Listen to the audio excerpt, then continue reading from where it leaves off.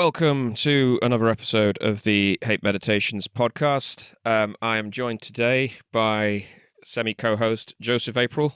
Good to see you again, Joseph. It's been a little while. Yeah, good to see you, Shelley.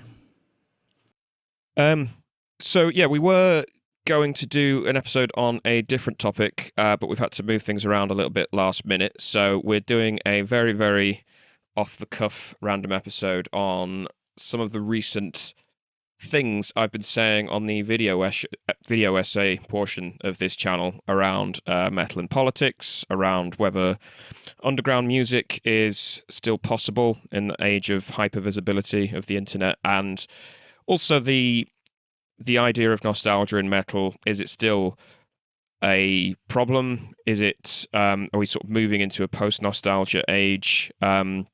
All things that we kind of do touch on the podcast as well, but Joseph kind of very helpfully kind of just suggested, seeing as we replanned this at the last minute, to maybe just comment on some of that, because Joseph being Joseph, he has quite a lot of thoughts on what I've been saying.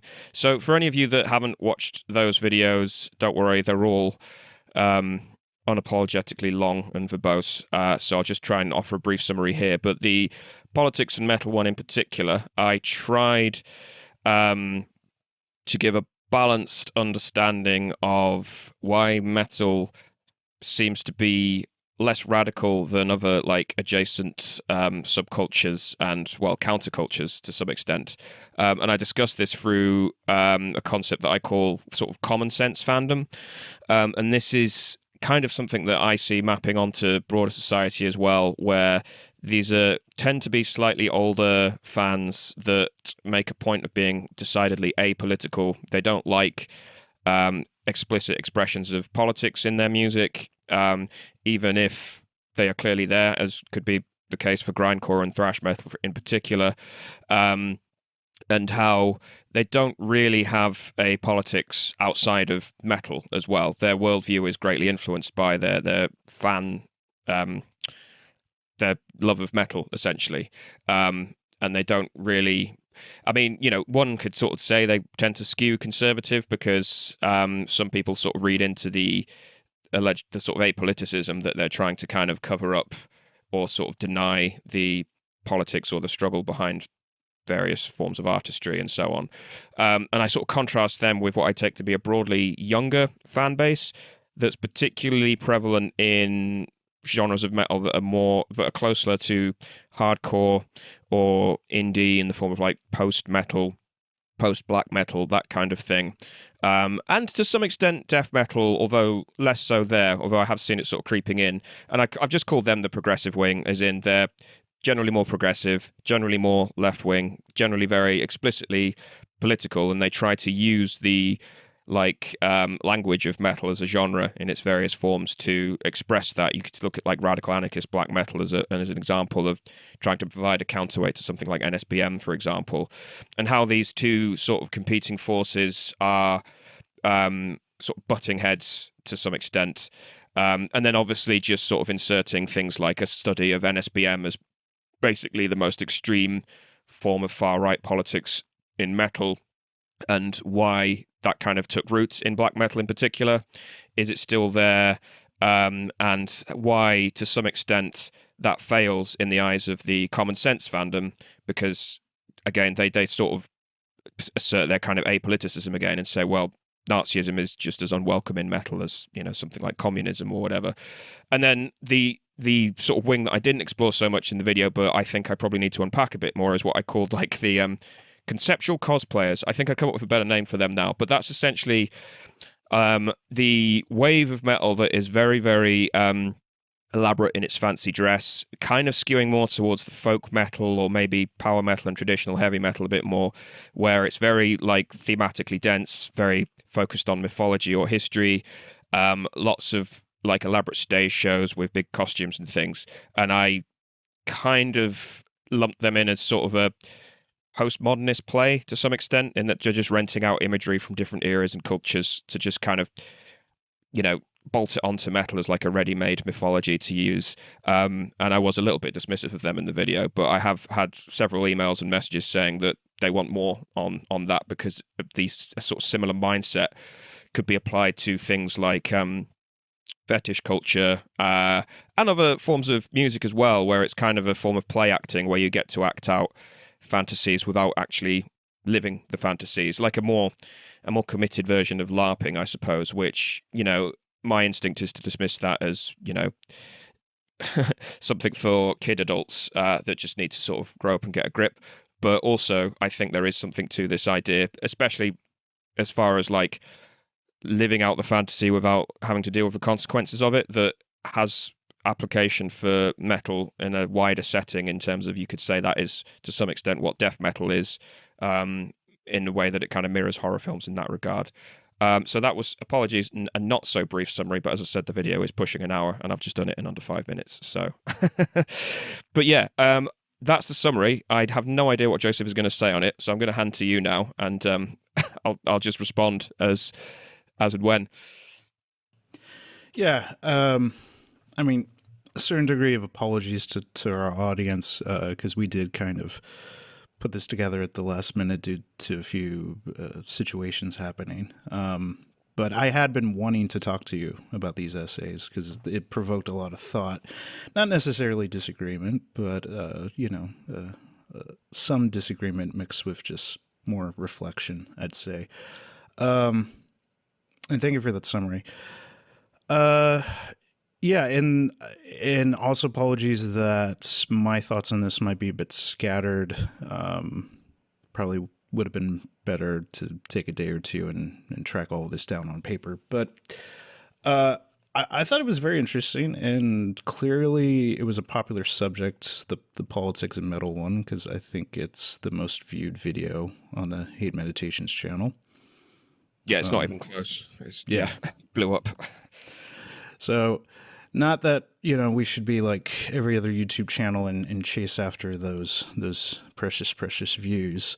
But clearly there's an audience for it. And I think it was a great, I really enjoyed the video because when you do, I think, look on YouTube or a lot of metal media and you look at politics, there's already a lot of sort of baked in perspectives. And even though we've discussed, and you clearly have a very particular political view, I think you took a very objective, trying to remove yourself from it, look at what was happening with politics in the metal scene. And in a lot of ways, I think that does tie into nostalgia in terms of how nostalgia plays for especially the other two political camps outside of the progressive wing. So sort of the conservative, or as you mentioned, what'd you call them again? I call them common sense. Common sense, and then as well the cosplaying. And actually, there's some stuff I was looking up for our, hopefully we'll have this in the future, our Tolkien and metal episode, that I think the cosplaying, it sounds wrong to say it's deeper than what it looks like, because there's a certain element of cope, it sounds like, by saying that. But I do think there's psychologically something interesting going on, at least with that. But in general, yeah, I think, and I've mentioned this to others when having these disagreements about like politics, like why so often is metal not fitting in? Like, I've heard people complain that metal doesn't fit in sort of the political trajectory of a lot of punk rock, and that being, well, shouldn't it just naturally be that everyone, because they're anti-authoritarian and, metal and rebellion, why aren't they leaning particularly left-wing in a political view? Like, it makes no sense. They'd often say that metal should be conservative in any way. But, I mean, I think if you just, especially at the beginning of both movements in the 70s and 80s, there's some fundamental differences between sort of the punk rock perspective and the metal perspective. In part that metal embraced certain things that punk rock tried to get away from, especially, the punk rock of 76, 77.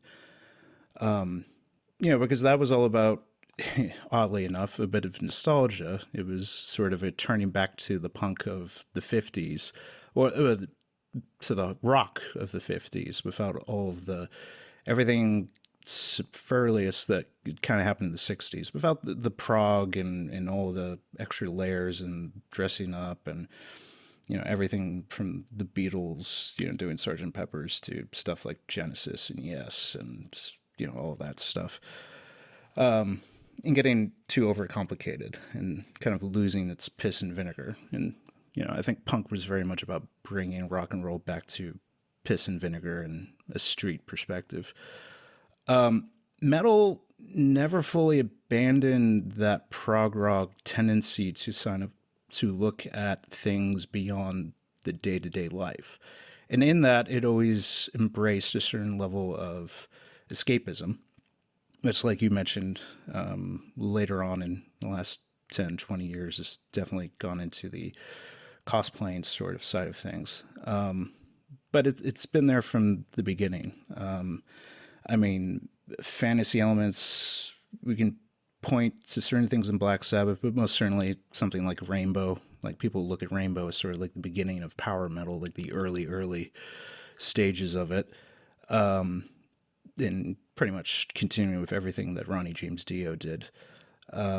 So there's that. And also that metal never really abandoned, which also explains what happened to metal in the 80s. Metal never abandoned sort of the rock star sort of idea, the idea that, you could be this king of the world. If anything, it was pretty comfortable with that.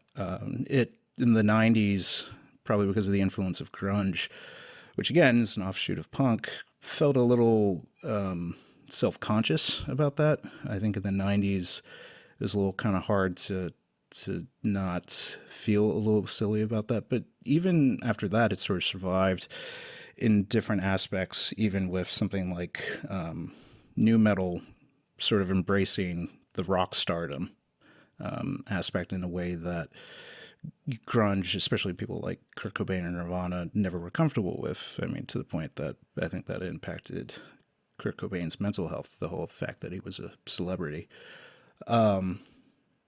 So I think, like, socially, the reason metal has often had a hard time in terms of the majority of the scene adapting itself or fully embracing sort of revolutionary politics or radical politics, and by that I mean generally of a left-wing nature, is that it's always been comfortable with excess. It's been comfortable with looking at things and focusing on things outside of the day-to-day life. That, metal is more interested in stories of dragons than, fighting union busters and going on strikes. So I think that's sort of my opening statement on politics and metal, that there's sort of a small c conservatism to it, because metal as a social construct never had other avenues of interest outside of the day-to-day life. Yeah. I guess to sort of further clarify my angle and motivation for doing it, reading a lot of the comments, and there were a lot of comments. A lot of it was just people having a debate about it, because obviously people have very strong feelings on this. But I was, as you mentioned, I do have very strong political convictions, but I attempted as far as is possible to step outside of them to properly address what it is. And I think my starting point was, I am politically aligned with the progressive wing, but the majority of the music that has come out of that, as I mentioned, stuff like post-black metal, various sort of hardcore related genres, the radical anarchist black metal thing, most of that doesn't appeal to me. And I do tend to be drawn, not as a rule, I don't follow the politics of bands first and foremost. I just, follow whether I like them or not. But I have no issue being drawn to quite conservative or even far right bands as well. And a lot of the comments, I did post a very clickbaity thumbnail for the video, just saying it's it's right. It's been right wing all along. I know Yeah, that no, was a bit. I had a few people I was trying to send the essay to. I was like, oh, this is really great. You should check it out. And they pretty much judged it based on the cover. And I was like, no, don't be an idiot. Like, actually watch it. Yeah, it was a cheap clickbait thing, but hell, it worked. But a lot True. of people were posting underneath just addressing that particular thing, saying, no, what about what about thrash metal? All the early metal bands as well, they were all anti-war, and I'm not denying that any of that's untrue, but it sort of it indicates that underlying need for people to have the music that they like be aligned with their political views. Equally, that there were some more conservative commenters saying, or I took them to be conservative commenters saying um, yes, metal has always been conservative. All these people are crying over the fact that they don't understand this genre or whatever. And I guess I was trying to do a corrective on both sides and ask progressive fans why they need metal to be aligned with their politics, but also asking older fans to look for the politics in things and really interrogate that keep politics out of X claim because it's there. It doesn't mean that we all need to shit the bed and start yelling at each other and doing the same dance on social media that's been happening in wider society around just not seeing eye to eye with people who are not politically aligned. And I think that's sort of leading to my more broader point is one of the reasons I'm so drawn to metal is because it in that sense it kind of keeps me humble. The focus on mythology and fantasy that stretches through all of its subgenres, I would say, to greater or lesser extents. You could point to things like black metal and power metal and heavy metal as being more obviously so, but I think they all have this fantastical element, and I think that allows people from all different backgrounds to kind of explore ideas in a sort of quote unquote safer setting. The messages behind famous punk songs, they don't have a duality of meaning. They mean what they say and they're sort of like political slogans. They're simple and direct. The messages in metal, borrowing as it does from mythology, you can impose your own meanings and interpretations on it to some extent. And again, I'd point to something like that's why Nazi black metal fails as black metal, not just as it's a far right ideology and it we should have we should avoid giving voice to that in public life, but it's the fact that they tried to make a very explicit message out of something that should be kept vague and ambiguous.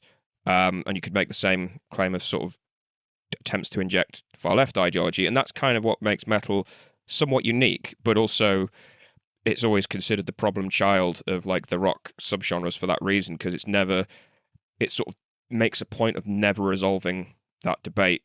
And just reading the comments underneath kind of only demonstrated that to me, as it will never resolve that debate, but that's good in a sense, because it will keep introducing you to things that make you uncomfortable, that make you question your outlook to some extent.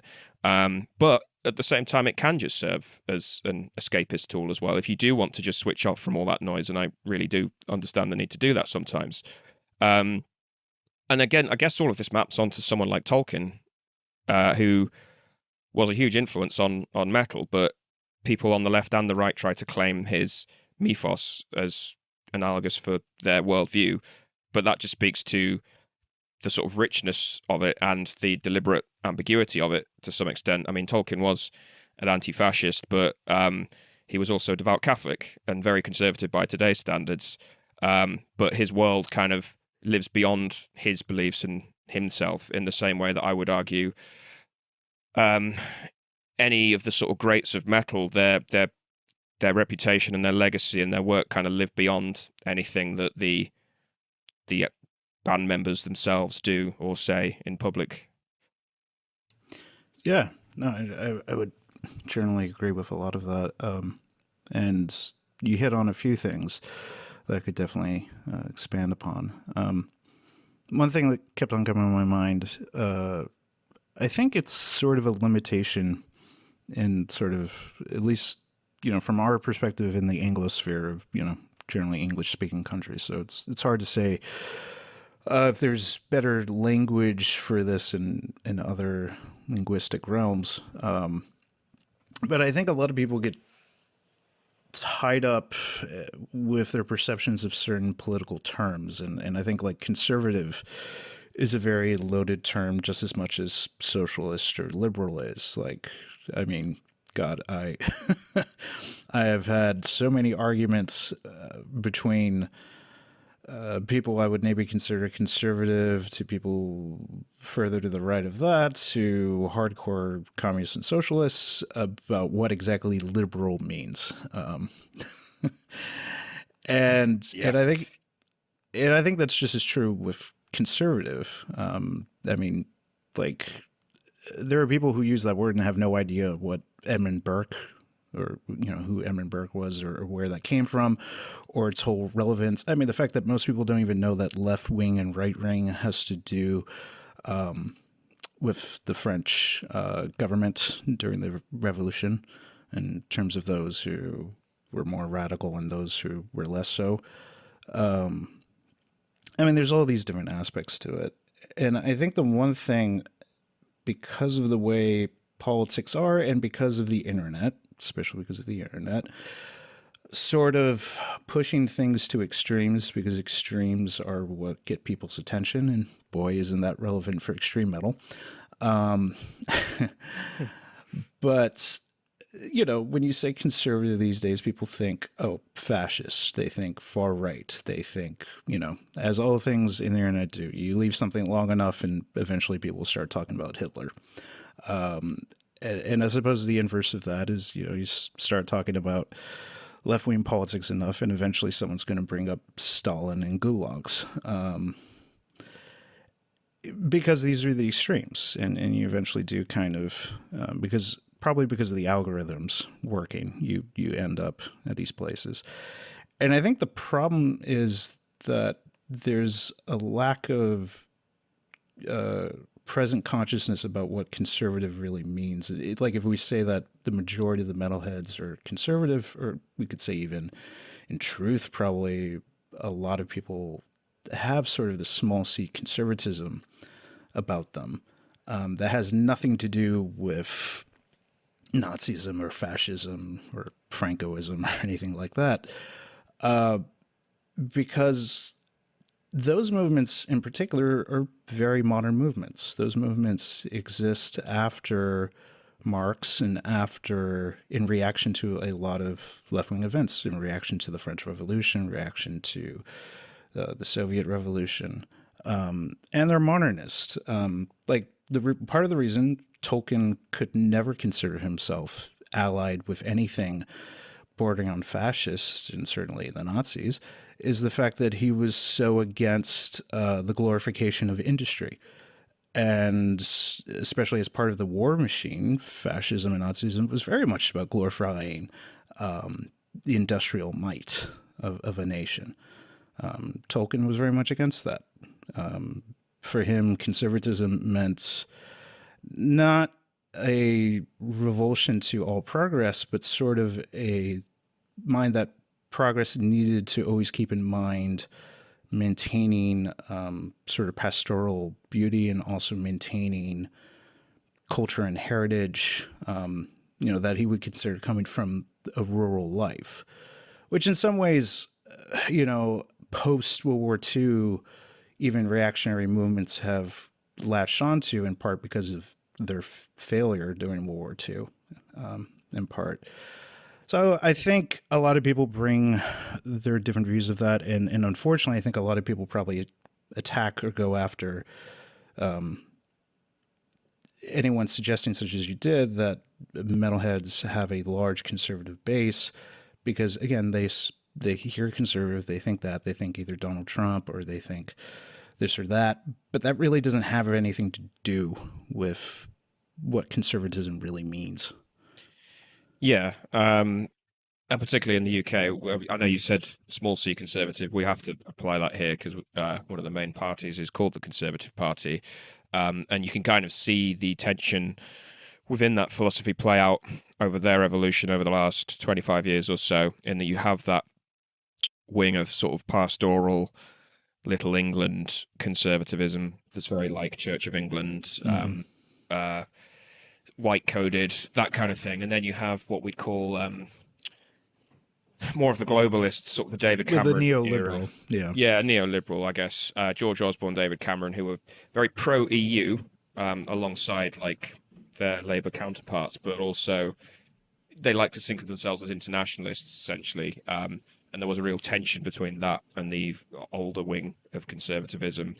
And equally, like someone like Margaret Thatcher kind of instigated a lot of that. I mean, she riled against what she called the Wets, which was like the um, older brand of conservatism that's kind of an offshoot of the older hereditary aristocracy and stuff, which has just been in place for centuries. And she wanted to modernize, and that kind of links in with your point around industry as well.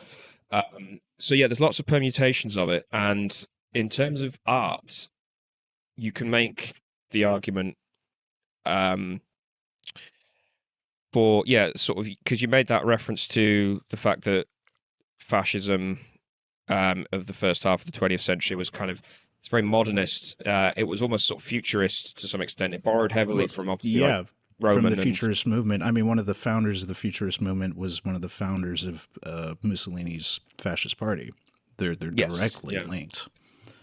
yeah, exactly. And like older school conservatives would have a great kind of discomfort with that. And Tolkien's kind of a good example of how that would play out. But also like the artistry of what I guess we would consider conservatism now, like pre 20th century, I'm thinking now sort of naturalism, arguably some of the romantics as well, in their riling against the Enlightenment, um, and some forms of classical music from that time that had a real tension between conservative impulses and more sort of radical leanings, sometimes playing out within individual composers. But I think applying what we would call capital P politics to that is kind of redundant.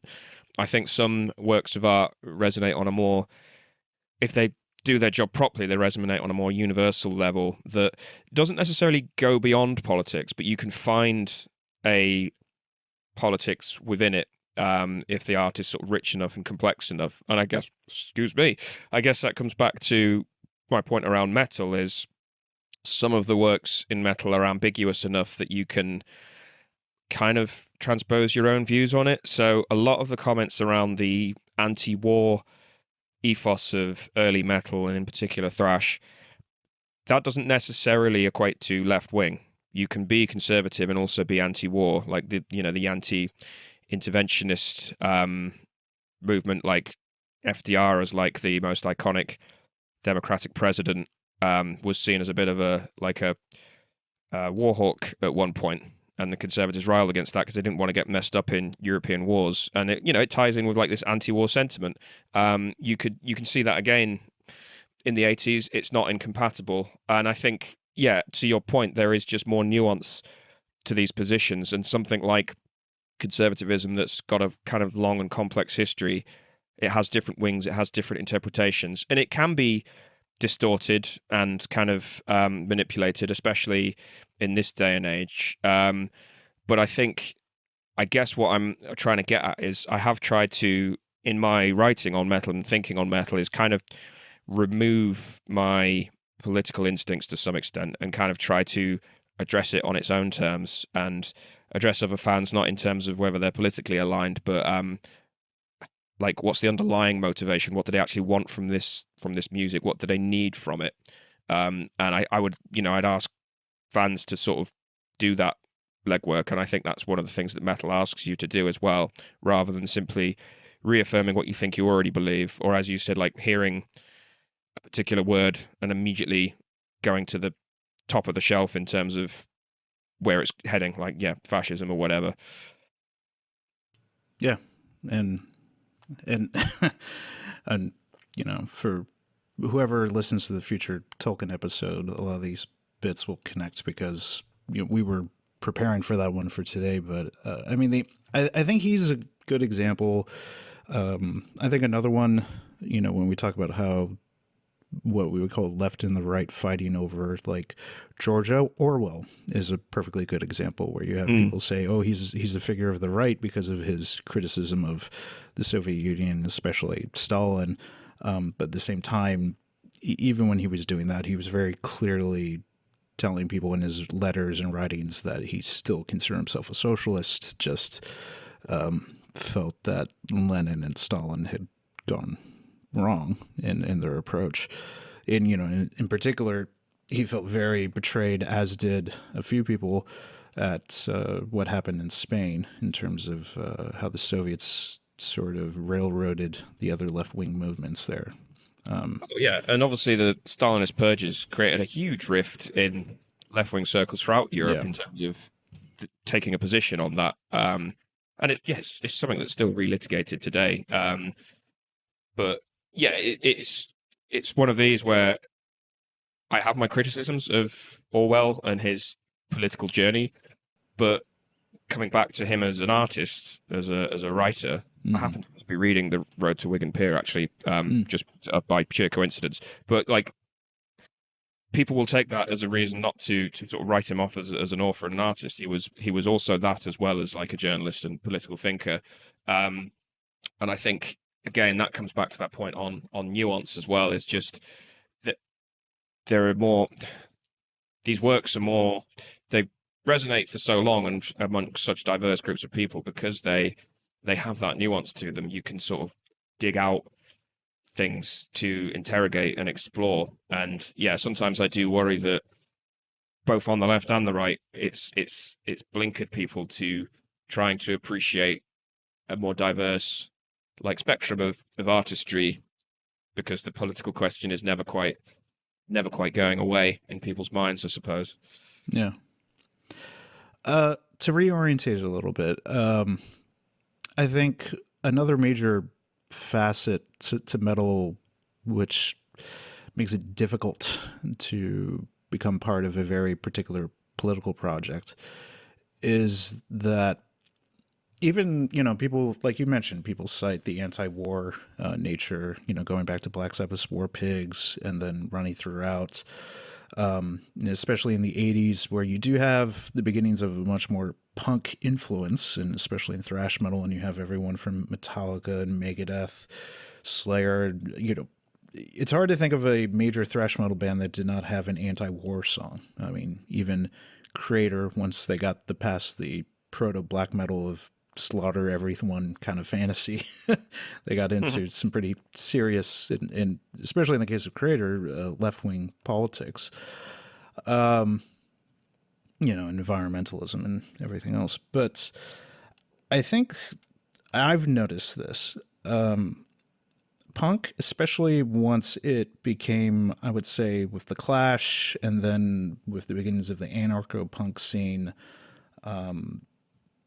punk became very prescriptive in its approach to looking at the world, in terms of things are wrong, here's probably a better path. I feel like metal had always been far more descriptive rather than prescriptive.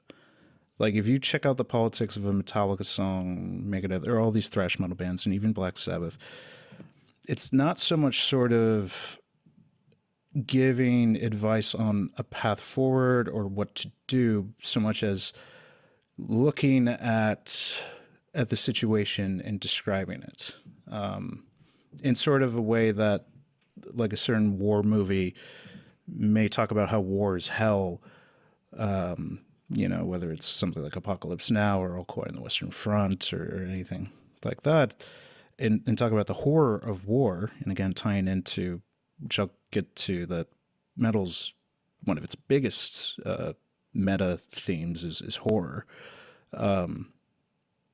That sort of the descriptive nature of the real life horrors of the world, metal has an interest in, and certainly there are political beliefs behind that. But generally, metal bands never became activists, never became sort of, okay, now that I've described this, here's what you should do. Other than maybe at times, outside of songs mentioning, oh, here's a protest you could join, or here's a cause, or, whether it's something like,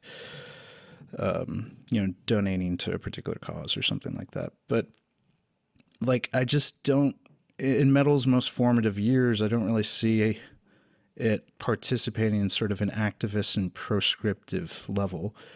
And I think that's baked into metal, and certainly even younger fans who gravitate towards those older bands, a wariness of taking on a more activist role in the music. I think it almost speaks to a kind of fatalism within metal, because one of the things that always comes up in the great divide between metal and punk is the punks will make fun of metalheads for not really having a politics, but the metalheads will make fun of the punks for their political projects never succeeding or achieving the opposite of what they wanted, like all of the protest movements and everything. It Yeah. won't make any difference. It's like, here's the horror, here's the descriptions of how the world is, either through literal descriptions of war or through the metaphor of horror and mythology. But it's so like overbearing and powerful that you basically can't do anything about it.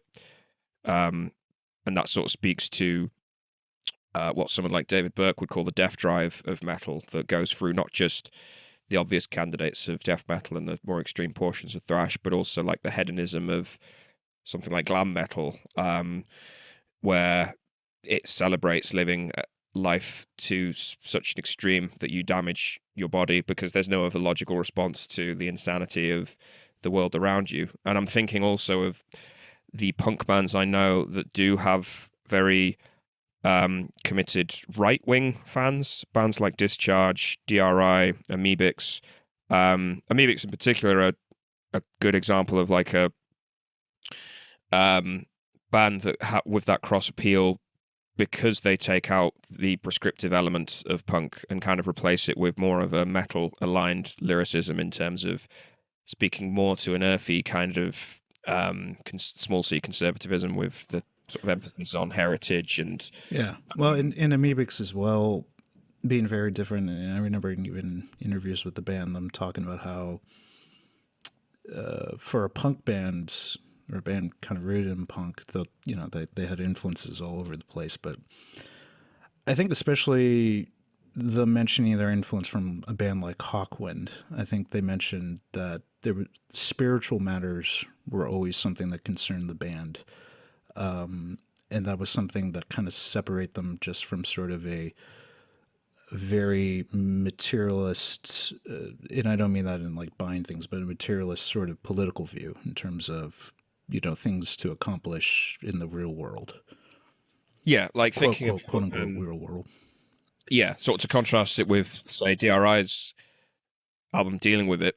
Listening to that album is like a tour around being young and anxious in the 80s, because they just, each song is a different kind of aspect of American life and why it's so illogical, violent, or otherwise disappointing to someone young and growing up and being told that it's the greatest country in the world and realizing all of the contradictions within that. It's very realist in that regard. But yeah, you from Amebix you get more of an experience that's closer to metal in the sort of mystical elements to it, in this earthy kind of atmosphere that comes across. And then again, to someone like Discharge, where it is just very simple, few words per song sloganeering that doesn't really have a politics in the strictest sense. It's just nuclear war. It's going to kill us all. Like, who can argue with that? Like, yeah. Well, I mean, I definitely picked up on kind of a more left-wing perspective in Discharge. Like, it wasn't too hard for me to observe that, but it's definitely less in your face than something like Crass. It is kind of that kind of, it's so simple that it's very easy to kind of skip over or to avoid. And definitely they've had, because of that, in part an influence on bands that weren't so explicitly political. Whereas, like, if I hear about a band like being influenced by Crass, I go, oh, okay, you're probably pretty political. Yeah. God, I had a thread of thought, but it kind of drifted. Well, in with Amebix, I mean, I guess it should be no surprise that when you look at, and obviously there'll be exceptions to this, but the punk bands who had some of the largest impacts in metal, and particularly metal in the 80s, the Misfits, probably one of the largest influences from punk into metal.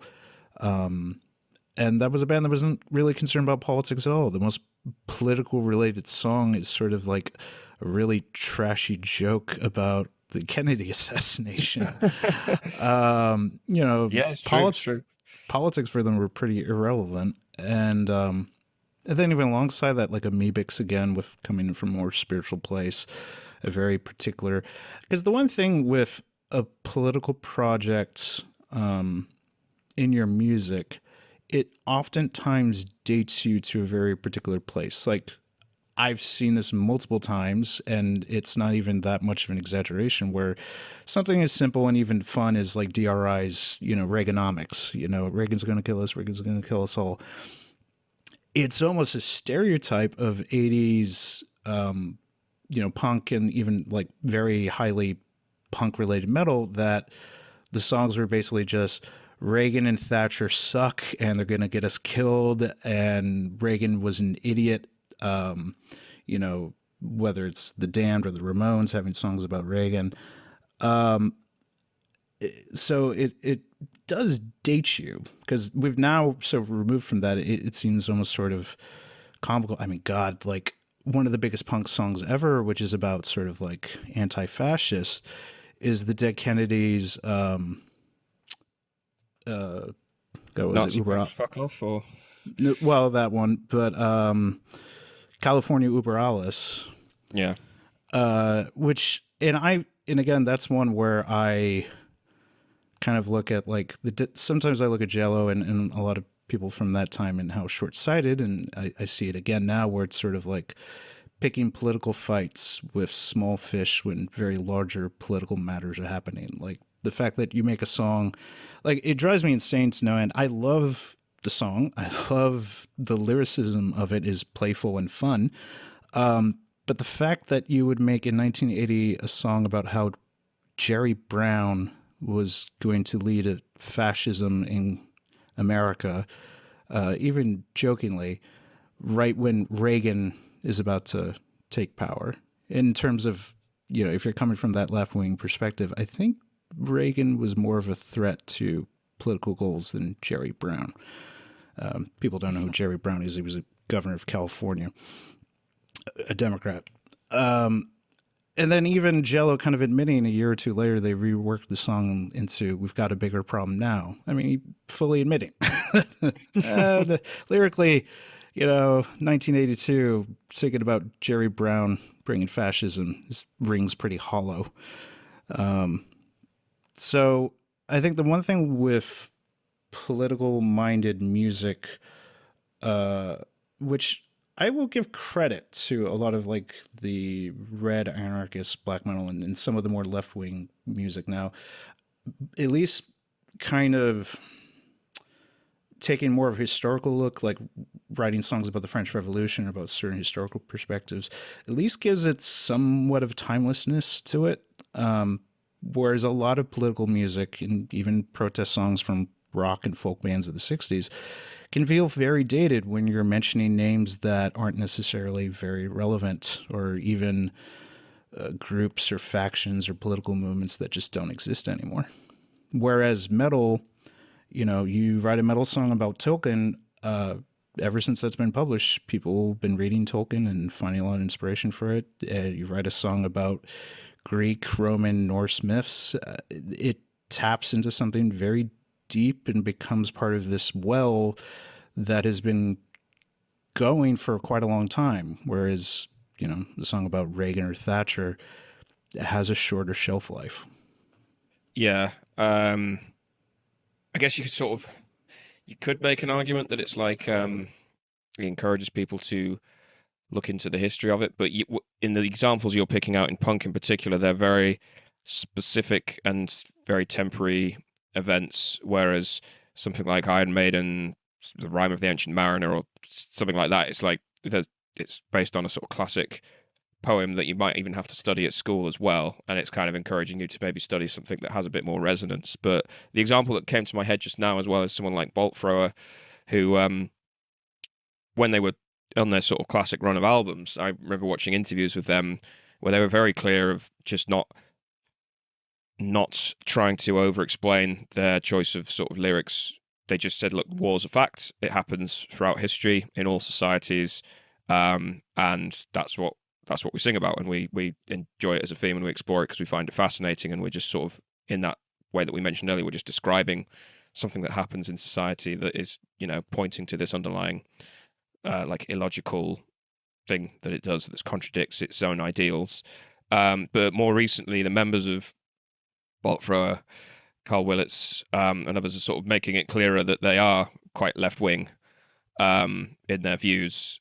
I don't know if that's just them recently developing that or they've always been like that, but it's sort of led some fans to start calling them like woke thrower and kind of dismissing them out of hand as a protest band. Yeah, I've been I hearing think that, that's which quite it's ahistorical to exactly as you said at the time that they did not they were not making themselves in the 90s the death metal version of Crass. That's not what Bolt Thrower was. no, and that's what I mean. Like their albums will resonate for longer because, yeah, there are certain specific wars that they might sing about, whatever, but they're not tied to any specific historical moment. They are singing about war, which is a huge theme to explore in a similar way to early Carcass, because Carcass are quite a left-wing band. Obviously, there's the sort of veganism subtext, but they resonate so powerfully because they were one of the first to start exploring gore to that extent, and the sort of the detail that they went to explore it. And it's something that anyone of any political persuasion can find fascination with because it's so compelling in a lot of ways. It's gore and decay and just the undignified realities of the human body, which again is just a universal theme that can be very powerful and compelling. The fact that there might have been a bit of a progressive or left wing undertone to it, you can ignore, frankly, to enjoy the music as well, if you so choose, in the same way that you could ignore the conservatism of some black metal bands to enjoy what I think are quite universally resonant pieces of art. I mean, and to put it in a very dumbed down manner, I think it might just be that metal, and again, for a lot of the reasons I've already mentioned, but metal in part has always kind of been an attractive outlet for people who view themselves as sort of dorks and nerds. And and when it comes to that, I think when you're that classical sort of dork or nerd, bookish, not always the best at sports, not the most popular kid, your interests go more internal, and again, you get into books like Lord of the Rings, science fiction like Dune or something like that, and obviously there are political dimensions to all of this, but I think that creates a person who, when they want to create their own art, because they're reading things like that rather than, or later on TV shows and movies or whatever, they're ingesting media and culture like that.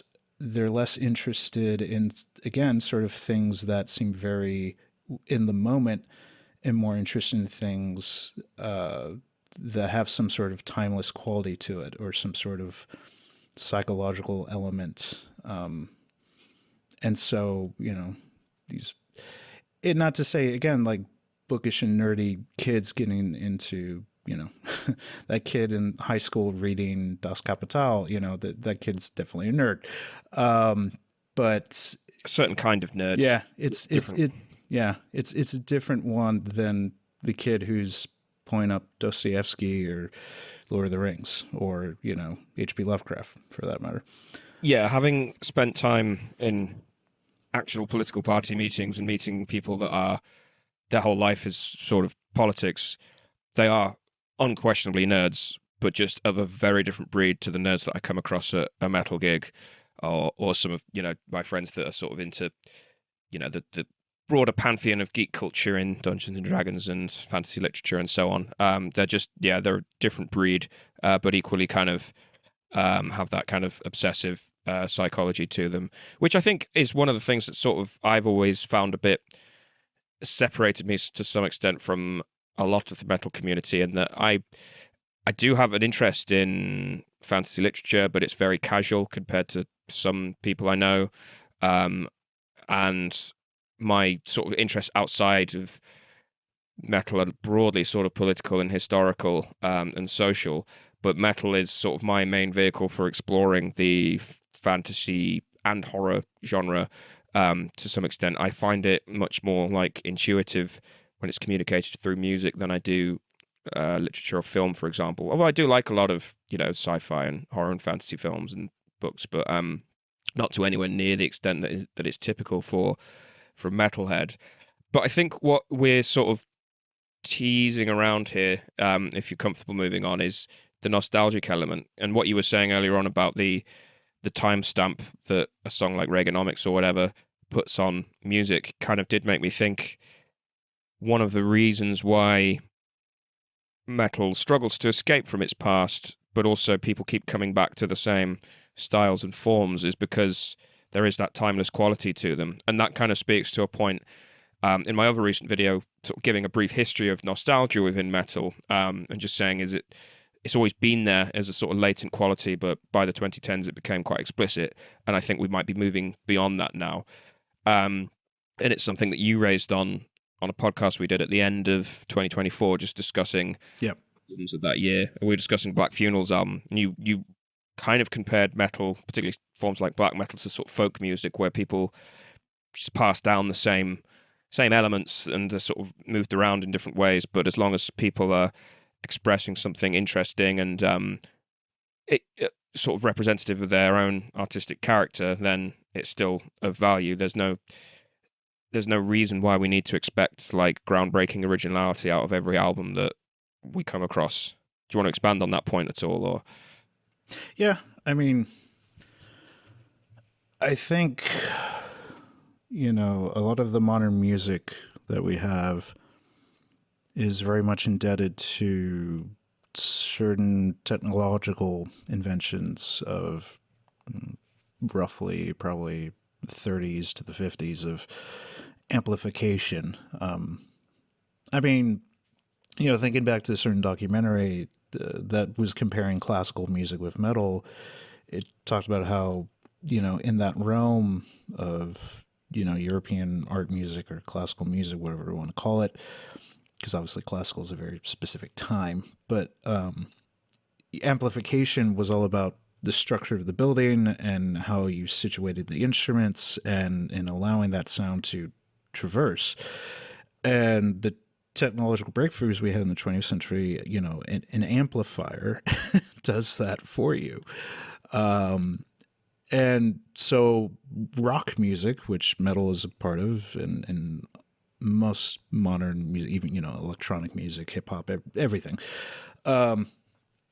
is very much attached to these technological inventions. Like, we wouldn't have metal per se without an electric guitar, so and that always goes to, what was it, the founder of Gibson, I think. It was maybe the first, or one of the first. And I think when we talk about the extremities of it, and we, look at like 90s and like, well, how slow can you get? And you get eventually to Funeral Doom, and how fast do you get? And you eventually get to grindcore, and, then people trying to take it even further and further, eventually Funeral Doom becoming something like Sun. Like, okay, what if we hit a chord for 2 minutes? Just once and let it ring out. And then, I don't even know what would be the example of the fastest grindcore band in the world, but, certainly shortest song. The more modern tech death bands kind of get to that speed as well, I suppose. Yeah, that's true. But, when we talk about extremes of that nature, the human ear, just as the human eye, has its limitations. There are certain wavelengths of sound that we can't hear, that obviously like dogs or something else can hear. But if you were like, oh, we're going to be so extreme because we're going to have notes that only non-humans can hear, okay, well, no one's going to know that. Like, we are physiologically limited to certain experiences, at least, until we're genetically engineered into something else. But anyway, so extremity in that sense of like how fast, how loud, these sort of matters, there was always going to be a limitation to it. There's always a limitation of how many notes you could get in a flat minute. There's always a limitation of how little notes you can get away with for however long. And weirdly enough, by the 90s to probably 2000s, a lot of those extremities had probably been reached. Like people had finally figured out or been able to manipulate the technology enough to be able to hit those points. And loudness. Well, I guess, we always talk about Motorhead having the record for being one of the loudest bands. I suppose someone could start a band that legally, as soon as you hear the first riff, makes you go deaf. But that would probably be outlawed pretty quickly. So I just feel like that was always going to be a losing game. That sort of competitiveness from the 80s of sort of like, okay, how do we take this more extreme in terms of a sonic dimension? And I think we've hit that. And then I think we've certainly seen the limitations of how extreme we can go with subject matter. Like we don't need to go into full detail of all of it, but obviously one example would be the NSBM sorts. Another would be like the porno grind thing. And, all these different, and clearly, thrash metal moving to death metal and black metal, the imagery and the ideas getting more extreme. But it's in a similar way, it's like horror movies, because again, that's dealing with images or narratives, how extreme you can get. I think, barring a few possibilities, we've hit,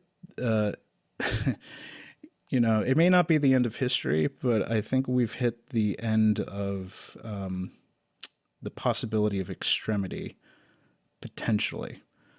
And with that, the only thing left to do, per se, is to focus more on the songwriting and the fact that this music can communicate something. Because I feel like oftentimes, like, I'm not the biggest grindcore fan, nor am I the biggest funeral doom fan. So for me, when I say like metal kind of feels like a modern folk music, I'm very comfortable with that, because I'm not, and for a long time, never really been interested in taking things to the absolute extreme, because I feel like oftentimes when you do that, you lose anything meaningful to communicate to your audience. It just becomes about obtaining this extreme goal, rather than, I'd rather listen to a song that mid-paced or maybe a bit fast, but emotionally is saying something, communicating something with its melodies and song structure that means something to me. Like, that's going to be something I'm going to care about more than, oh, wow, this was the fastest thing I've ever heard. Yeah, I think I don't necessarily look at it in terms of the different extremities of metal, maybe, or maybe I do just in a more roundabout way. But if I think about another potential example of what you're talking about, say dissonance, in that dissonance became more prevalent within death metal, bands like Immolation and Gorguts introducing more of it. And then I would say the cut-off point that you were referring to in terms of when it got further than it could possibly go is a band like Deathspell and Amiga and similar kind of French black metal bands. And there's been a whole horde of like, Disso Death is its own subgenre of death metal now, and there's dissonant black metal is its own thing as well. And it's a way to kind of surpass the not necessarily speed or loudness, but just the how abrasive can this music sound, how anti-melodic can it sound. And yeah, I think that reached its course. You could refer to something like Caverncore as the ancestor of like death metal, like Incantation. And I guess that is trying to create a sense of space and weight. And again, I listen to new releases over the past 5 years that have taken that to its extreme. They've applied so much reverb and bass to their mixes that you do get like this overwhelming wall of sound. But I'm really looking for what it's communicating beyond that, because a lot of bands tend to sort of lean on that textural package to sort of compensate for maybe what is subpar songwriting to some extent. And I do find myself drawn to bands that maybe communicate in a very traditional genre, just like bog standard Floridian style death metal or whatever, but do something unique or maybe not unique is the wrong word, but do something compelling with it that makes me come back wanting more. And I think there is something to be said for sort of limiting yourself, not relying on the sort of mod cons or whatever, just focusing on the songwriting. But even then, maybe not even that, but focusing on what I'd call genre metal, picking a genre, limiting yourself to that, and seeing if you can communicate something that sort of conveys your identity to the listener to some extent, rather than sort of throwing everything but the kitchen sink into the mix to sort of shortcut your way to some kind of novelty. But I think, yeah, I've sort of been obsessed with this idea of like nostalgia genres, everything from Pizza Thrash to old school death metal to the heavy metal revival to stoner doom. I've seen sort of a lot of good music has come out of that, and some of it I really do still like. But in the 2010s, late 2010s, I was sort of in this state of almost panic about nostalgia in general. And I think through the sort of COVID looking glass into our current sort of mid decade sort of watershed, I have kind of like relaxed a lot about that and just been much more easy with the idea that originality isn't the be all and end all of everything. And it's okay for bands to sound like they were recorded in 1992 as long as there's something compelling about it, I suppose. I'm not really being very articulate with that, but yeah. No, I would definitely agree. And you mentioned something that hit on, I think, as a note for artists, I think is very vital. There's a fantastic YouTube series called Every Frame is a Painting. It's very much about the art of cinema and filmmaking. And they have an episode about one of Warner Brothers' most famous animators, Chuck Jones, who, if anyone's seen, any of the old school Daffy Duck and Bugs Bunny cartoons, was one of the major animators behind that. And so this YouTube channel made a short documentary of sorts about him. Mentioned that he probably created some of the best short films of the 20th century. And one of the key things he talked about with his art was the idea of disciplines and understanding your discipline and working within the realms of your discipline, which meant, if you're an animator, you could draw anything. Like anything is possible. But if you allow openness to absolutely anything, you're going to get bogged down with too many possibilities. So the idea of the discipline was to pick a very particular circumstance and a very particular amount of limitations. And he would talk about this within animation again, because you're dealing with, especially narrative animation, you're dealing with characters that you would pick something like, this character doesn't have a mouth, so how are they going to behave? How are they going to do this? You have to put certain limitations or rules on these characters. Otherwise, they just seem like imps of dreams, like just they could do anything or be anything. But when you give them very specific limitations, that's what makes them interesting characters. And I think that can kind of work in other arts. And I certainly think in music, it might be very apt in that even if it's not for, the band's history or the band or a whole album, but at least for a song, establish a certain discipline of like, this is what it's going to sound like. We're going to work within these certain parameters and we're going to be creative within that, but we're not just going to throw anything and everything at you. So in that context, what's your view on the exponential rise of what I call genre alchemy, but bands that make a point of drawing on lots of different styles? I guess the most obvious example I can think of is someone like Enslaved, but you could point to a lot of like folk or bands that draw on psychedelia, and then try to apply it to various forms of maybe extreme metal. Bands that in their sort of tagline, they have a few different prefixes Yeah. Well, it's sort of the sub-genre, like, Yeah, yeah. psychedelic black metal as opposed to regular black metal. And obviously there are ones, that's not really a common used one, but, we have, black metal does have subgenres. We have the depressive suicidal black metal, and we have, you know, other things like, even I mentioned funeral doom being a subgenre of doom metal. Though that is Yeah, more like of a, war metal and atmospheric black yeah, metal, and yeah. I'm relatively fine with that. I mean, Enslaved is a band actually I have quite a bit of connection with, enjoy quite a bit, and I've enjoyed most of their lifespan of that band. I mean, I think with most bands, like, this is obviously a discussion that people talk about. Like, people love a band for what they did at the beginning, and then they suddenly shift and change their sound.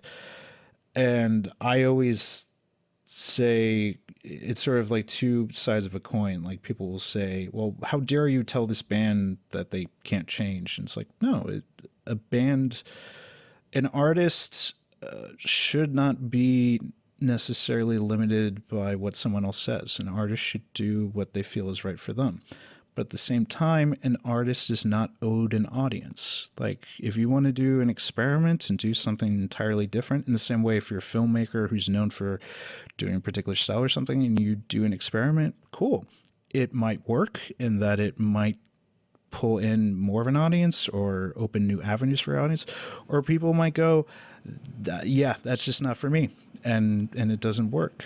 And you know as an artist, you just have to roll those dice and do what you think is right. And I don't think there's anything necessarily wrong for one, like AC/DC, Motorhead or something being like, look, we know what we're doing, we know who we are, and we're going to do that, versus someone, usually again of the more progressive nature, going like, well, we maybe started really raw, but we're going to throw in some Genesis and some jazz fusion and all this, because this is the stuff that makes us feel excited, and we want to put that in our music. It's like, sure, great, just don't get mad if people don't follow you with that, and if they do, good. But if Yeah, not, it's difficult because like if I think of a band like Bathory, who I pretty much like their entire discography, maybe excluding the mid '90s thrash albums, but yeah, that's kind of I have friends who adore those albums, and I look at them with odd looks, but I like them insofar as because Corfon is an artist that I very familiar with his works. They're a huge part of my formative like upbringing into metal in general, not just black metal. So I academically I find them interesting. But I guess that's the point I'm making. He's an artist that changed wildly and dramatically over the course of his career, and I kind of followed him throughout. Whereas someone like Enslaved, I tend to get off later than you know more traditional black metal fans, in that I go up to like something like Below the Lights, and after that they kind of lose me. And I'm trying to think what's the difference there, and I always sort of point to this idea of it being kind of incremental.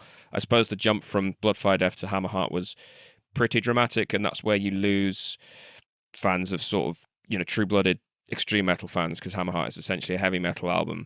But I think you're right insofar as artists are entitled to grow old and shift their ideas. They don't have to do the same thing over and over again. Another example would be someone like Metallica, for example, where you could see Kirk getting more and more as he got older. He just wanted to play those more sort of basic, gnarly kind of classic rock riffs and just move away from thrash. And he's entitled to do that.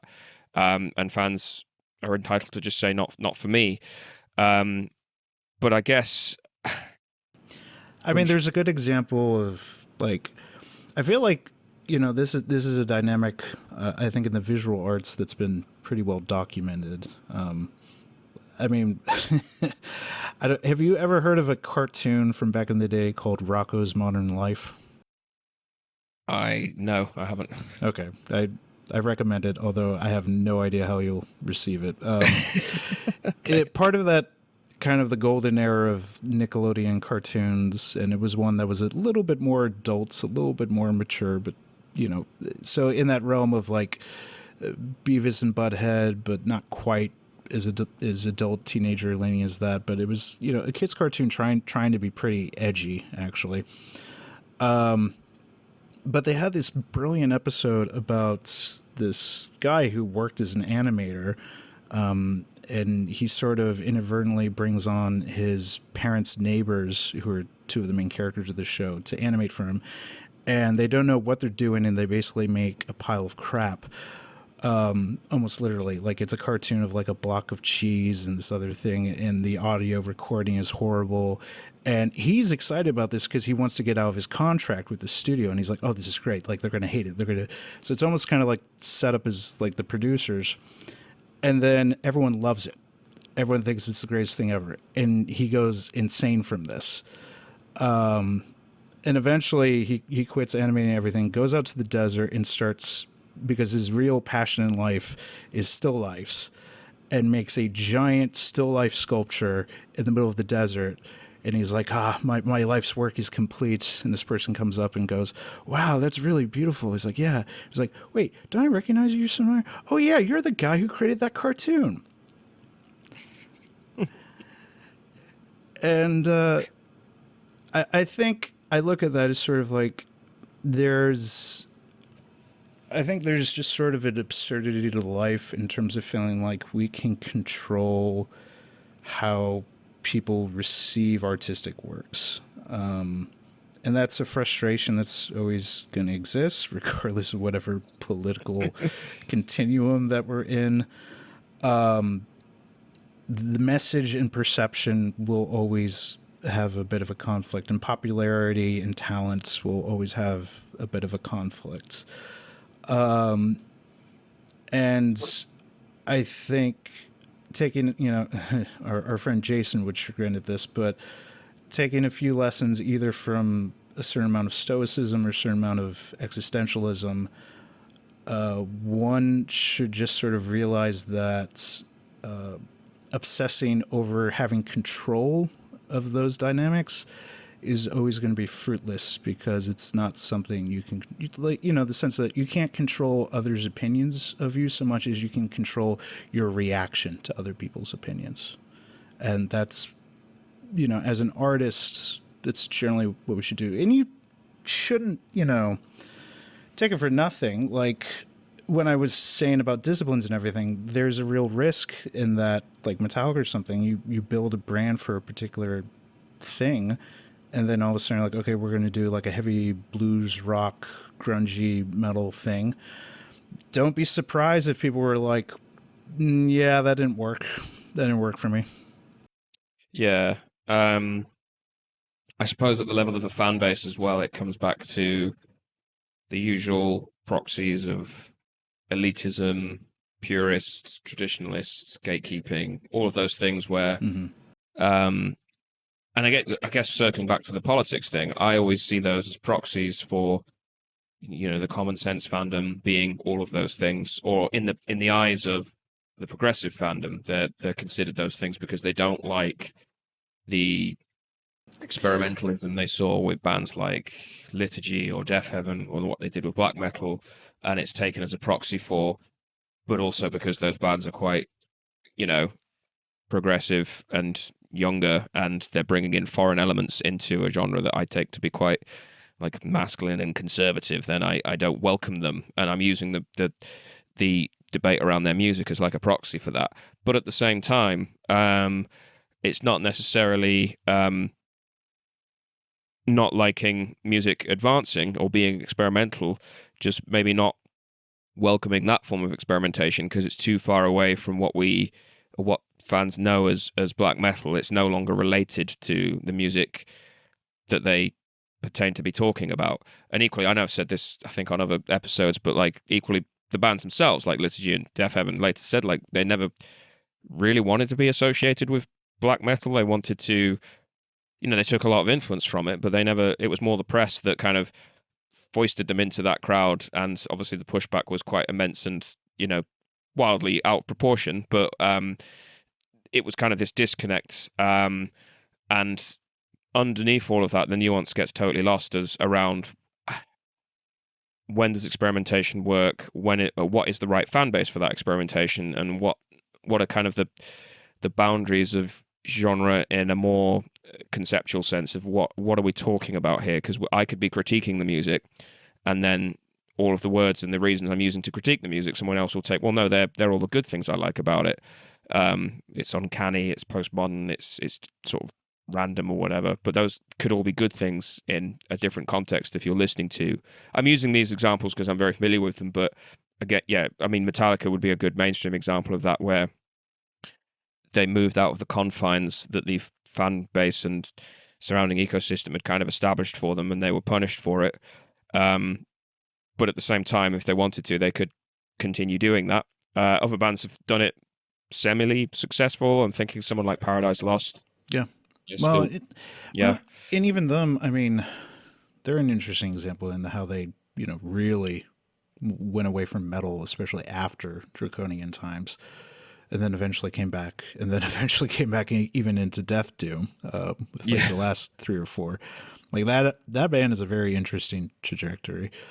But and then you have something like Celtic Frost, which I think is one of the most interesting examples, how even to this day, do not mention Cold Lake to, Tom the Warrior, unless you want to get immediately shut down, either in real life or online. And I understand that, because the backlash to that album was so severe, and I think he's someone who takes things very personally. And I think that's clear in the fact that he's not willing to do certain things because of his own very particular set of ethics and standards. Like the fact that he doesn't just say, oh, we're Celtic Frost again. He's like, no, Martin Arcane isn't here. Celtic Frost is dead, but I'm going to play Celtic Frost. This speaks of someone who is very serious about his beliefs. But, to have something like Cold Lake be an experiment, and I can certainly understand at the time thinking, that it made sense, but then it, fantastically not working. Although you have people, every experiment probably will have its fans. Like, there are people who love Load. God help us, anyone who loves Reload. But, and then I know people who love Cold Lake. I know people who love Turbo from Judas Priest, which even that one has been reevaluated a little bit. Like, I do see even people, I like elements of it. Oh, yeah. Like, I mean, honest to God, of the 80s albums, there's actually one with worse. It's got a couple of better songs. Point of Entry. Like, I could take 3 songs off of that album and throw away the rest. Okay. But yeah, but the interesting thing with the artistic and the political mixing, I think there's a point or an element that I want to get across. I think, in tying into your politics video about like the difficulty the left in particular have of creating a political project in metal, and I think this is the case as well in other realms, that left-wing politics, and I could even extrapolate further, even to what we call the further right, of any kind of revolutionary or utopian politics,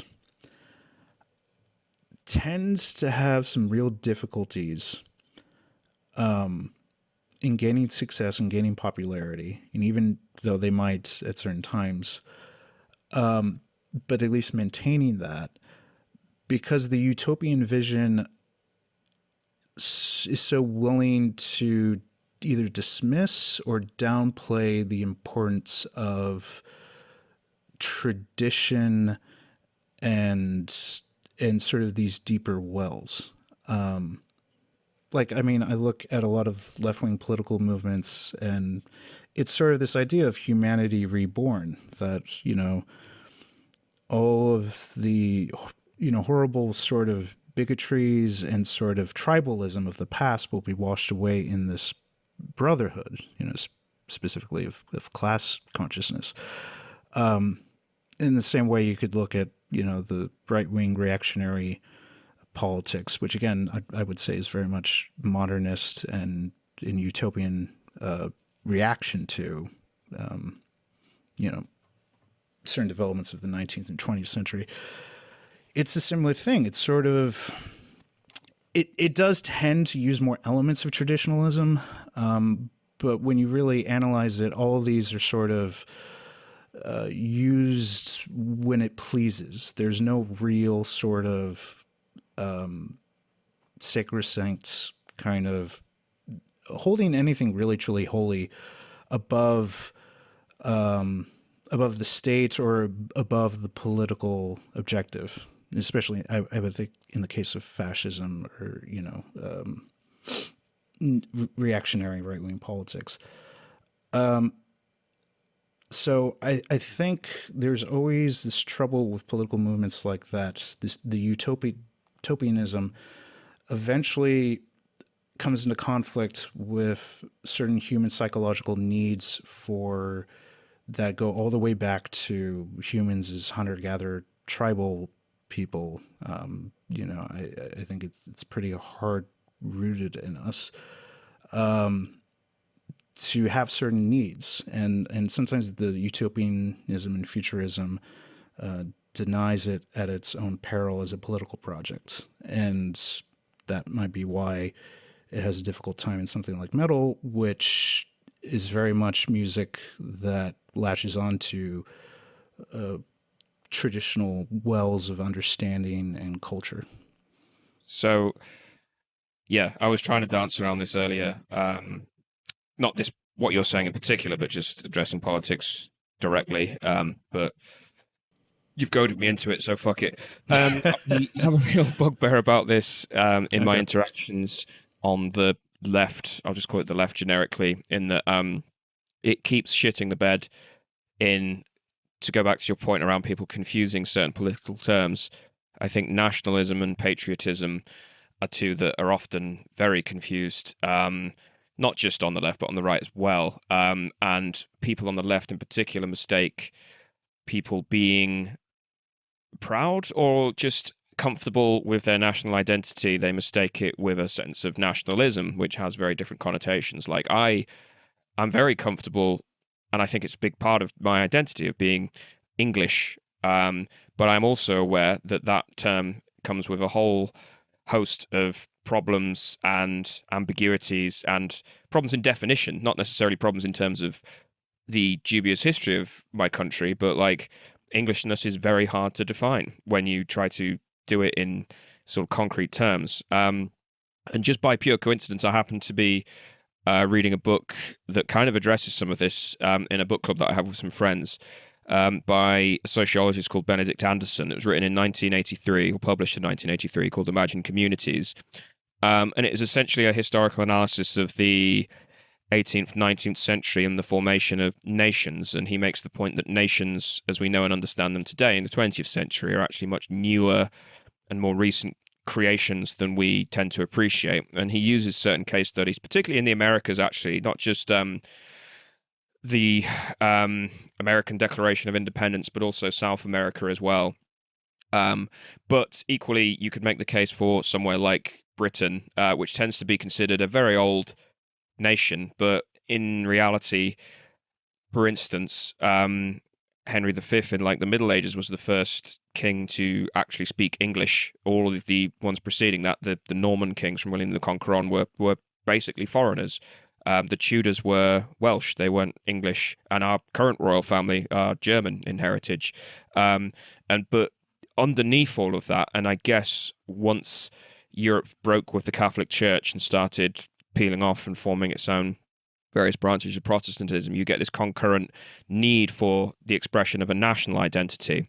And this reaches its zenith in the former colonies, particularly places like South America, what became the United States. And you could make a similar case for places in Southeast Asia doing it slightly later on, where there's this sort of universal need to connect with the people around you on a level that you could never have met them before in your life, but just knowing that they're English or American or French or German, you have this shared understanding, these reference points, sense of humor being a really obvious one, but just these social cues that you pick up on. and that's a not a problematic part of people's lives, but people when they hear talk of sort of national identity on the left, I mean, they tend to just shit the bed and start yelling at each other about the crimes of the British Empire. And Yeah. it's like you just your normal bog standard person, not political person, just guy on the street. They're not thinking about that. They identify with maybe a sense of Britishness or whatever in our case, that comes with a whole package of identities and ways of being, and it has a deep and rich history. You could look at it in a positive sense, and I think metal, to some extent, that's one of the reasons why it resonates with me. Although most of the metal bands I listen to are not. I don't listen to them sort of because they reaffirm my Englishness, but they reaffirm that sense of tradition. Like someone like Burzum, the uncanny way that he explores the natural world. It just resonates with me on a very deep and frankly conservative level, in to some extent. Or a band like Summoning, who are again avowedly anti-fascist in reality, but they do give voice to that kind of underlying um, connection, deeper connection with historical currents, and the fact that the left, as you say, in part of the sort of revolutionary utopian project, would simply erase that, is a real problem. And it's one of the reasons Benedict Anderson wrote this book, because he was saying to the right, nations are newer than you think, and they are kind of artificial, but at the same time, that doesn't mean they're not valuable and not real to millions of people. So he's also saying to the left, look, Marx might be wrong on this. Working class movements still still require some kind of national identity. And he's referencing communist countries in Southeast Asia that are actually engaged in wars at the time. And it's like, well, they're all ostensibly communist. Why are they fighting each other? It's on the grounds of national identity.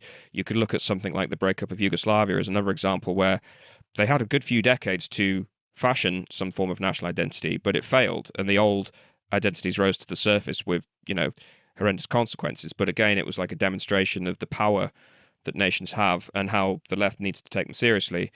And I guess metal is one expression of not necessarily that nationalism, but that need for connection to deep history that you're referring to, which is why it pulls on mythology so effectively, and theology to some extent as well. Yeah. I mean, when people have, usually it's far much more on the right, but I think their logic is at least sound when they look at how to create a European identity. You can't avoid the fact that Christianity would have to play a major part of that. It's one of the few things that does unite a fair chunk of, certainly the last 1,000 years of history on that continent. In the same way that, Vedic religion in India or Buddhism in China or Southeast Asia, that there are many different avenues for identity. And I I need to pick up that book. I think I'd have a lot to chew on with that. But I think in a general sense, it's a frustration I constantly have with someone who associates more left than right, but at the same time, I very much consider myself very moderate. Like, I don't consider myself a Marxist or an anarchist in any sense. I think there are valuable things in that, but I don't think it's a political project I can take in whole. I'm far closer to what was it, Groucho Marx saying, I wouldn't want to be part of a political party that would have me. And I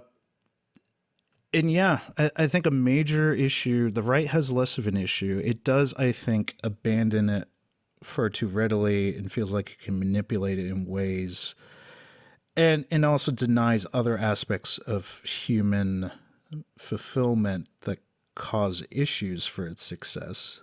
But for the left, certainly, I think abandoning any sense of tradition causes a lot of problems. And I understand it. I mean, clearly, a lot of people, you bring up tradition or even, tied into tradition and conservatism, and they'll think, oh, misogyny, racism, imperialism, just some of the worst things in history. And clearly, like in the United States, you talk about, oh, what's traditional here? And you'd be like, well, whiskey and slavery and, and Native Americans slaughtered and then, dressed up in cowboy movies.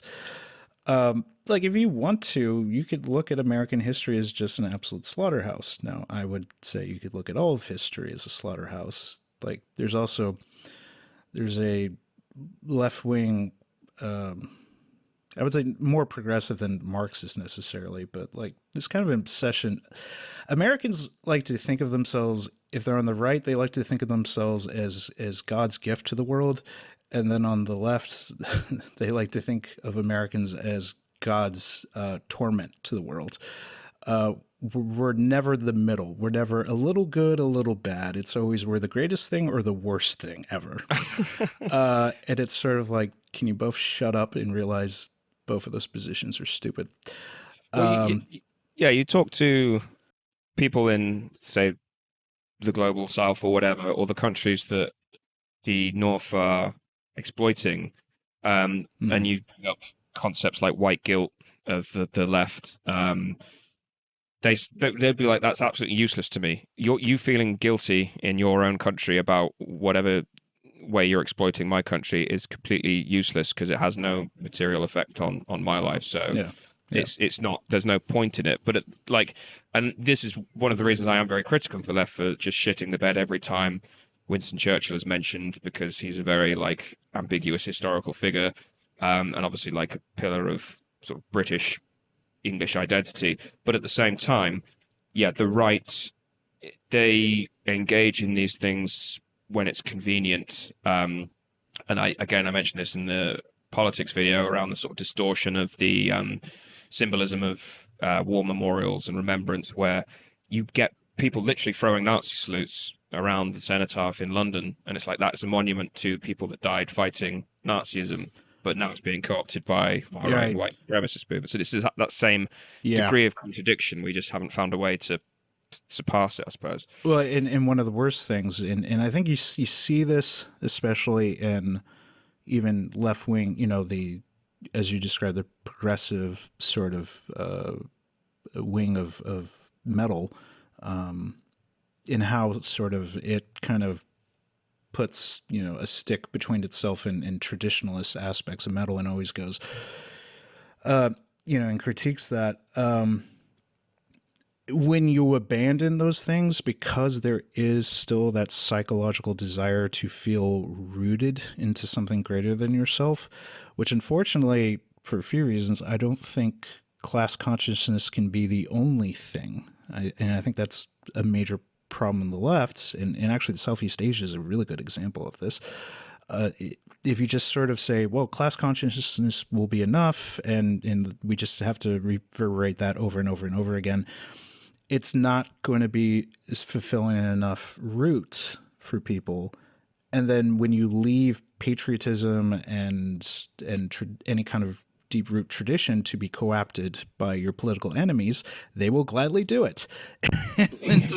and then it's no surprise that people don't gravitate to you. I mean, for one example, from things I read, I think the left-wing movement, especially in the early 20th century, a lot of people feared the Soviet Union because of the Soviet Union's reaction to church, and to the idea of religion. And a lot of people, I think, when they were put up with a choice between supporting fascism and supporting communism of the Soviet sort, religious feelings were certainly a reason for why they went to the right. Because they're like, look, I may not like this or I may not like that, but I'm not going to condemn my soul to eternity by abandoning my faith. Into the fact, like, because I remember reading some books about how the Orthodox Church persisted under Lenin and then Stalin, under very heavy persecution, but then they'd all kind of flipping a bit when World War II happened, because Stalin kind of realized he could use the church to his advantage. He realized that he needed to concede a bit of ground Yeah. given the fact that they were on the war footing. But I think that's one of the other things about the Russian Revolution in particular is obviously some people took it as a given that the rest of Europe would fall, starting with somewhere like Germany. Yeah. In They the had UK. yeah, but they had to quickly realize that there is a Russian character to the Russian Revolution, and there would be Hmm. a national character to other countries as well. And that speaks to your point that class consciousness isn't enough. And Yeah. one of the points that Anderson makes in his book is like people die for nations, which are pretty much abstract ideas, but no one dies for uh, the EU. What was the Well, European yeah. economic communities at one time? But yeah, Yeah. I have there's a British German YouTuber who I follow quite a bit, and he's suggested that people might die for the EU if the EU develops an identity out of the Ukrainian crisis, especially with yeah, America true. pulling itself out of the situation. And certainly that's not something destined to happen, but I think he makes the point it's certainly an opportunity if anyone ever thought that was going to be a political project that could work. I mean, that's also the interesting thing that it's usually crises like this that create identity, which I think is a yeah. I think we're getting gravitating a little too far away from the metal, but Well, no, but I guess to bring it back to metal, I suppose, in a sense, it's it speaks to this idea of just trying to understand that things. It's okay to what am I trying to get at here? It's okay for not everything to be in order, like to like things that you think you morally shouldn't like, mhm. but Oh, also, well, that sorry, go on. no, I want you to talk about that, but I have a thing to talk about with that because I do think that's a major thing with metal about sort of exploring things. But continue. Well, yeah, this is sort of what I was trying to get at is people on the left just understanding that your your life will just be chaotic on a moral and political level. Hmm. Will find yourself liking things that don't align with your politics or your morality. And you will find yourself encountering people that, as people, you like, and you may even be friends with them, but they have a totally alien perspective, or they might, you might think that some of their beliefs are fundamentally problematic. And I think it's just accepting that degree of chaos and uncertainty and ambiguity that makes metal such a special and kind of instructive art form for myself, even though I don't understand the world through the lens of metal like what I think a lot of the common sense fans do. I read, I try to sort of stay on top of events and read politics and history to understand that. If I want to have an opinion on something, sometimes I just concede I don't know enough. But I think metal always keeps you grounded in that reminder that the world is chaotic and unknowable and largely contradicts what I understand is right and wrong. And I do find stuff resonating with me that I find detestable. And I'm sorry, I know Burzum is like beating a dead horse, but he's the go-to example. Like, I detest Varg as a person. I think he's a horrible, spiteful, petty man, but I also find him very, very fascinating as a human. And he has produced some of my all-time favorite music. And it's just that perfectly encapsulates what metal does for me in terms of keeping me grounded, I suppose. Yeah. Well, and I think, and to tie it a few other threads, I'll get into this. I think one potentially redemptive quality to the LARPing side of metal, as it were. I think metal, and it's not just metal. There's other music and other arts that do this, and I think metal is so associated with it because metal, from its earliest days, was so associated with horror as a literary, film, artistic kind of movement. Again, Black Sabbath, the whole idea of, hey, why do people go to the movie theater to watch horror movies? Why don't we make a band that does that? And then everything, Alice Cooper and all of that.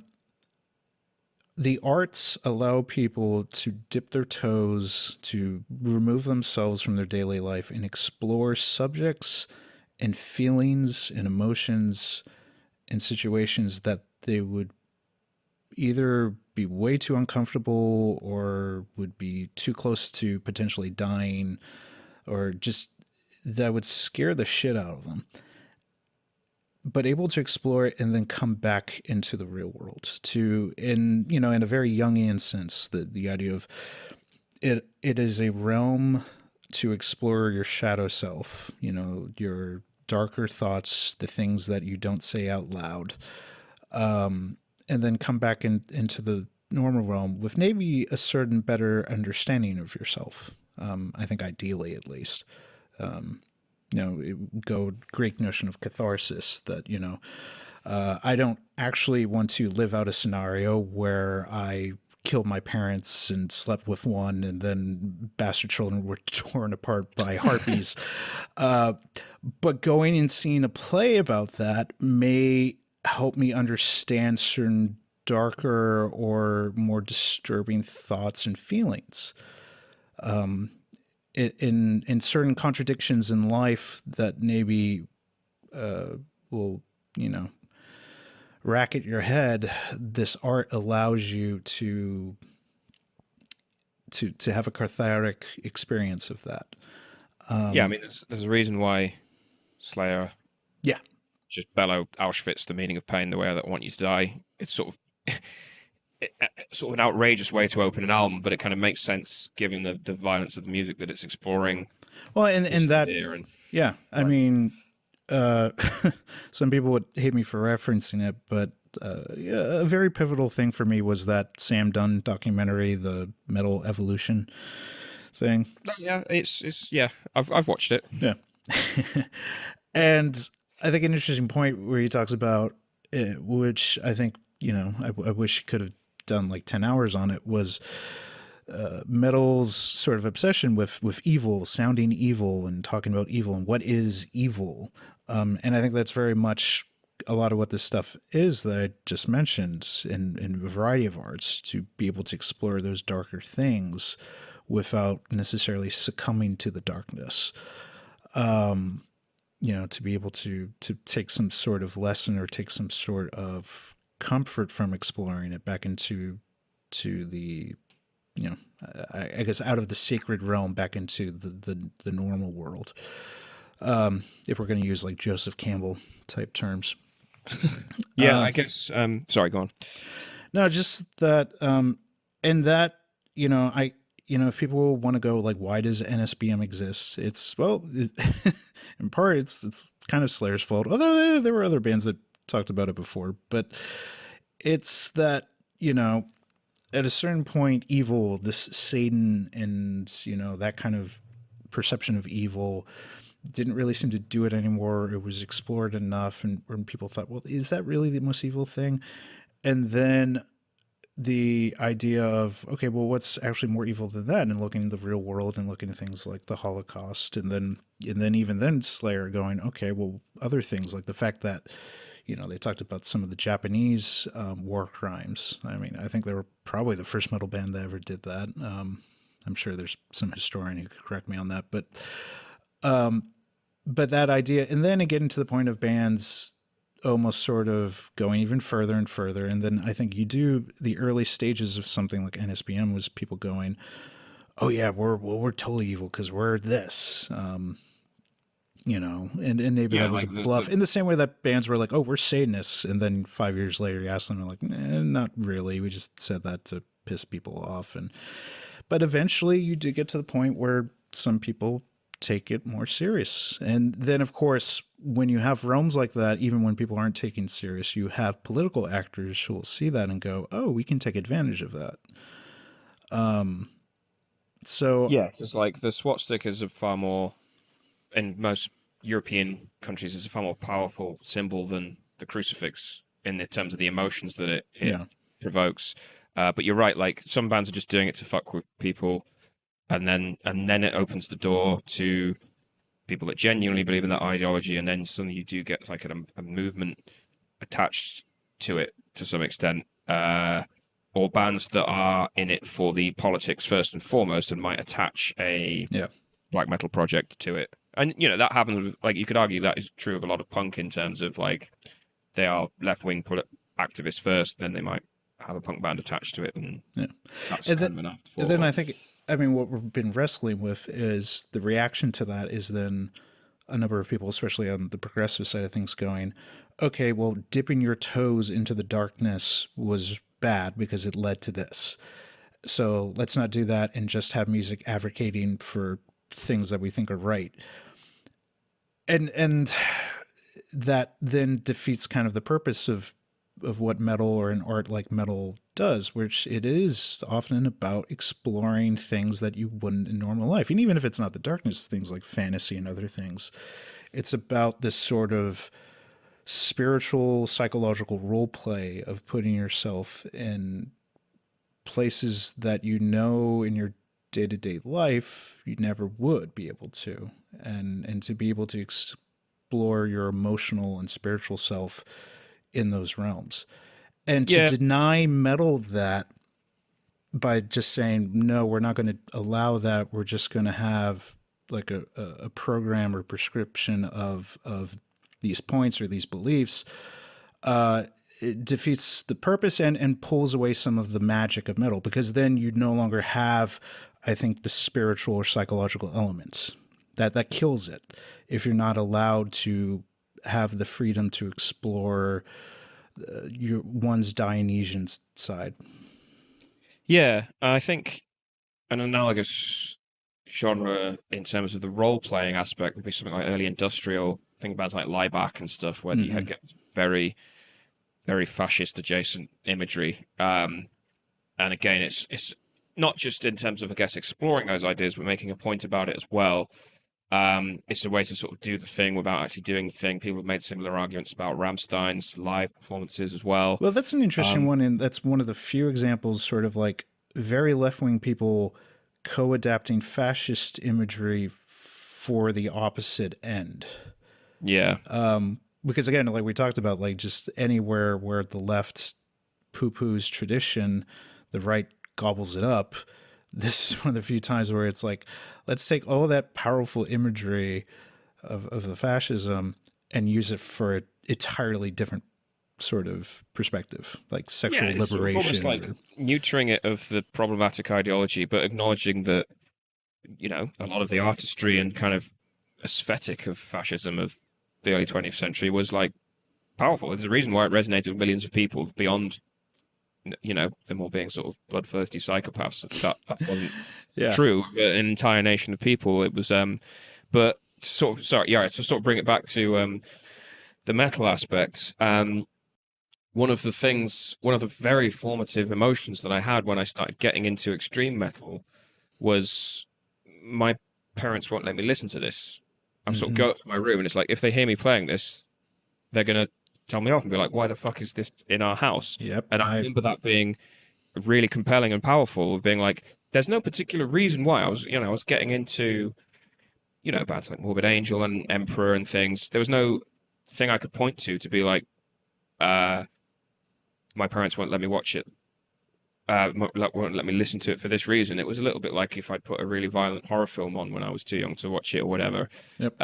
It'd be like they just this is not allowed in the house because it's just beyond the pale. Yeah. And it's that sense of extremity that just found so compelling, and that sense of danger, I suppose. And I think there are bands that politically resonate with me, or I do find very powerful in that do align with some sort of emotional need. It doesn't always need to be that metal is contradicting my sense of right and wrong, but I'm thinking of a band like Primordial that really gives Mm-hmm. voice to um, again, I don't actually know what their politics are and if they are sort of skew left or right, but that just giving voice to Irish history in general is something that I find incredibly powerful, and it kind of resonates with a historical current that I feel is the legacy of in this country as well.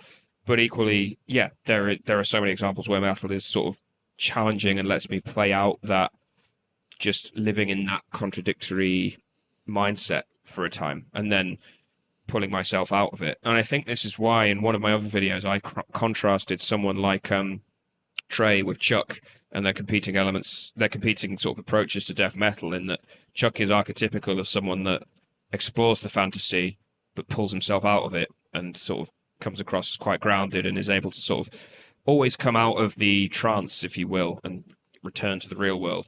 Whereas Trey just got too involved in his own kind of world as a musician and is just, I mean, for Trey, it's not like he did anything as extreme as a black metal artist. He's just a weird dude, but he represents metal just going that little bit further, and it kind of almost like a drug, sort of scrambling his brain to some extent, where fantasy takes over. Yeah. Well, Yeah.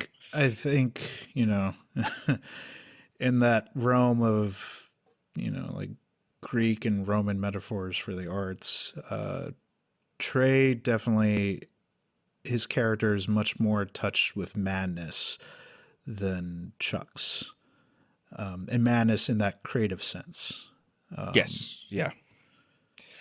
I know what you're getting at. It's like the archetype of like a sort of not struggling, like the artist that is sort of possessed by their creative works. And I guess, you could say, oh, not that this was the case with Trey, but that could be a stepping stone for the Vargs, the Rob Darkins of the world to step in and take it that one step further. And then before you know it, you've got some very, very sort of problematic characters. Yeah. I mean, that is always the risk, but I suppose it's sort of.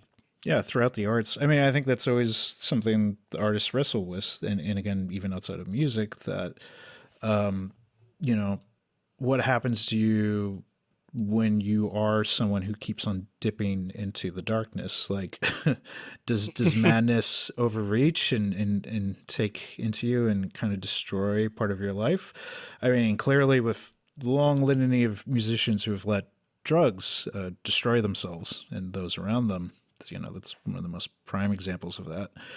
And then those who, find a way to stabilize that. And, there's a certain romance to the ones who really go out with the wildness, but, that is a realm of danger. Like, playing around with drugs and guns and fast cars and, there's just being three things, but clearly you could include extreme ideologies or extreme beliefs, like, obviously stuff like John Nordvit's killing himself for his satanic beliefs.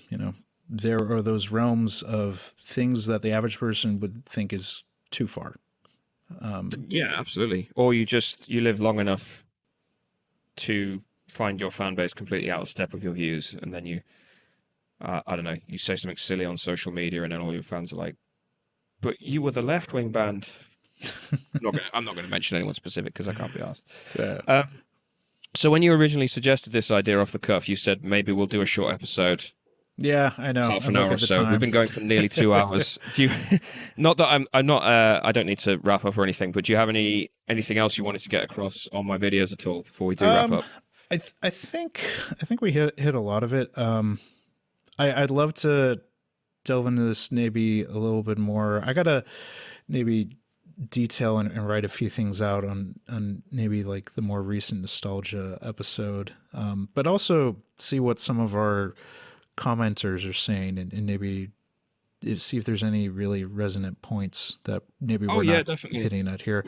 The only other thing I would say, like, again, it is corny as it seems with a lot of the cosplay side of the scene, and certainly I'm thinking of something like Amon Amarth, but even more like the bands that have come since that I don't really pay attention to, but it all seems about sort of this Ren Fair or fantasy or sci-fi version of a Ren Fair kind of thing. I do think in a sort of, I don't know, looking at it in a James Campbell sort of way or a psychology kind of way, it does provide something useful for people, I think, where you go out of your normal life into a place where there's a certain community that, again, maybe a secret community that these people wouldn't gravitate anywhere else. It has its, you can almost associate with like the mystery cults of the past where they go drink libation and enter a different realm and start acting out, in a very much that early version of theater, when we talk about like primordial theater in Greece and Egypt, where there really was a very thin line between theater and religion, or spiritual matters and ritual. And I think that is one of the few kind of modern places where some people are able to find that. Yeah, I think that's a good place to finish on. And I guess, yeah, LARPing is often used as a disparaging term by this point, but Yeah. there could be a genuine case to rehabilitate what it actually means. Um, but yeah, I think this absolutely does warrant a sequel, where we unpack the conceptual cosplayers in particular, but also, yeah, Mm-hmm. if you have to say on nostalgia, I would be very happy to discuss that as well. Um, and yeah, the comments on the politics and metal video are definitely worth scrolling. Some of them are, predictably a bit moronic, but there actually is some really interesting debates going on there as well. And if anyone does end up watching this, please do comment with your thoughts as well, because we'd love to get some alternative perspectives. If you've made it into 2 hours of just hardcore me and Joseph rambling on. But yeah, we'll cut it off there because I don't really want many episodes to go over 2 hours. So Yeah. thank you Yeah. very much for listening this long, and thank you, Joseph, for suggesting this at very short notice and for bringing such insightful thoughts to it, because I think it has been a really fascinating discussion.